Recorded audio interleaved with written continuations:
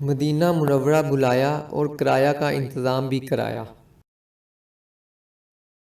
مکہ مکرمہ میں حاجی امداد اللہ مہاجر مکی کے خلیفہ حضرت محب الدین تھے۔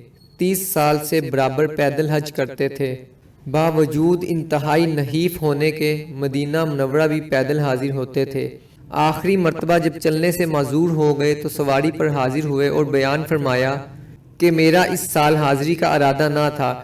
اس سے پہلے حواب میں حضرت محمد صلی اللہ علیہ وسلم کی زیارت ہوئی۔ آپ صلی اللہ علیہ وسلم نے ارشاد فرمایا، محب الدین ہمارے پاس نہ آؤ گے؟